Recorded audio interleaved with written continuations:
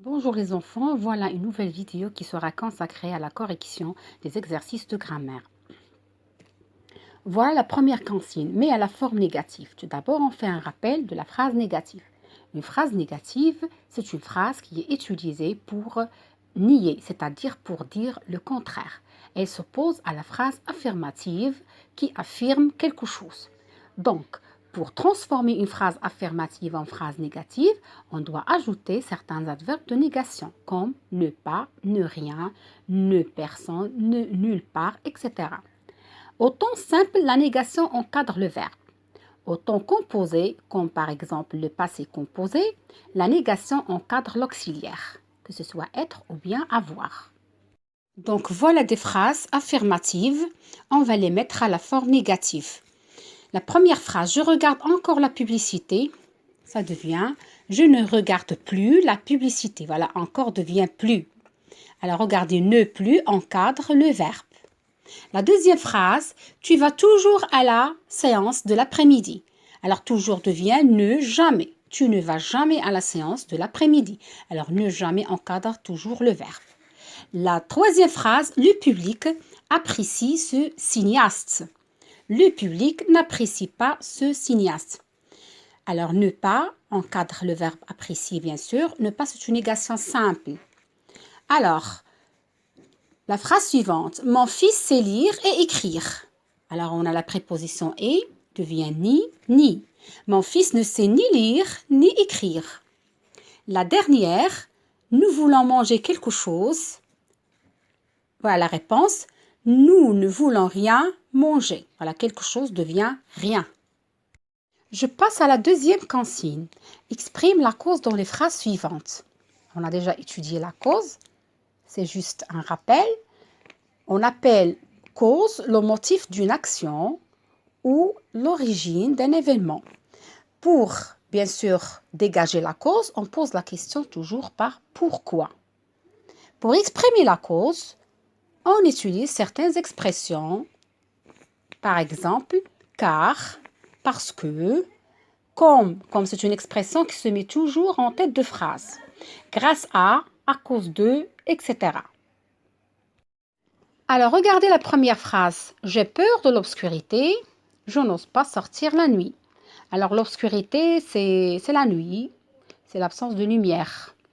Je n'ose pas sortir, ça veut dire j'arrive pas à sortir, je suis pas assez courageux pour sortir la nuit, etc. Donc, je pose la question par pourquoi.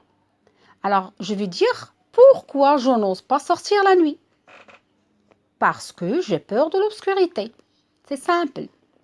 Alors, la phrase sera je n'ose pas sortir la nuit car j'ai peur de l'obscurité. Si je veux faire comme c'est toujours semé en tête de phrase, je vais dire comme j'ai peur de l'obscurité, je n'ose pas sortir la nuit. La deuxième phrase, il a pris un taxi, il pleuvait. Alors je pose la question par pourquoi. Pourquoi il a pris un taxi? Parce qu'il pleuvait. Voilà la phrase qui exprime la cause, c'est il pleuvait. Alors je vais dire, il a pris un taxi car il pleuvait ou bien parce qu'il pleuvait. Si je veux faire comme, je vais commencer par la phrase bien sûr qui est toujours précédée par car, c'est toujours après l'expression comme. Je vais dire comme il pleuvait, il a pris un taxi. La troisième phrase, Leïla est arrivée en retard, elle a raté le train. Je vais dire pourquoi elle a raté le train? Parce qu'elle est arrivée en retard. Donc la phrase qui exprime la cause, c'est Leïla est arrivée en retard. Donc je vais dire Leïla a raté le train car elle est arrivée en retard. Si je veux faire comme, je vais dire comme Leïla est arrivée en retard, elle a raté le train. La troisième consigne transforme en phrase interrogative. Trois façons. La phrase interrogative, comme vous savez, c'est une phrase qui sert à poser une question. Il se termine par un point d'interrogation. On a trois façons pour poser une question. On a l'intonation, l'introduction de l'expression est-ce que et on a l'inversion de sujet. Alors la première phrase, il mérite ses bons résultats. Je vais faire trois façons. Alors je vais commencer par l'intonation. L'intonation, je vais laisser la phrase telle qu'elle est. Je vais ajouter juste le point d'interrogation. C'est juste le ton qui va changer, c'est-à-dire la manière de parler qui va changer. Je vais dire, il mérite ces bons résultats? Voilà, je mets le point d'interrogation. La deuxième façon, c'est l'introduction de est-ce que. Je vais dire, est-ce qu'il mérite ces bons résultats? Bien sûr, je ne dois pas oublier le point d'interrogation. La troisième façon, c'est l'inversion de sujet. Lorsque le sujet est un pronom de conjugaison, l'inversion est facile. Je vais commencer toujours par le verbe et après le pronom. Je vais dire, mérite-t-il ces bons résultats? Le point d'interrogation, comme vous voyez. Il y a une petite remarque. On doit mettre T entre deux traits d'union. Pourquoi? Parce qu'on a deux voyelles. On a E et on a I. La deuxième phrase, tu vas vivre à Paris, c'est la même chose, c'est la même méthode. On va commencer par l'intonation. Tu vas vivre à Paris, et je vais mettre le point d'interrogation, comme vous voyez. La deuxième façon, l'introduction de est-ce que. Est-ce que tu vas vivre à Paris? Mettez le point d'interrogation. La troisième façon, c'est l'inversion de sujet. Comme j'ai dit, lorsque le sujet est un pronom de conjugaison, l'inversion est facile. On va commencer par le verbe et après le sujet. Je vais dire, vas-tu vivre? Voilà, à Paris, et je mets le point d'interrogation. La troisième phrase, ma mère fait 1 heure de gymnastique. La première façon, l'intonation. Ma mère fait 1 heure de gymnastique. Voilà, l'intonation, le point d'interrogation.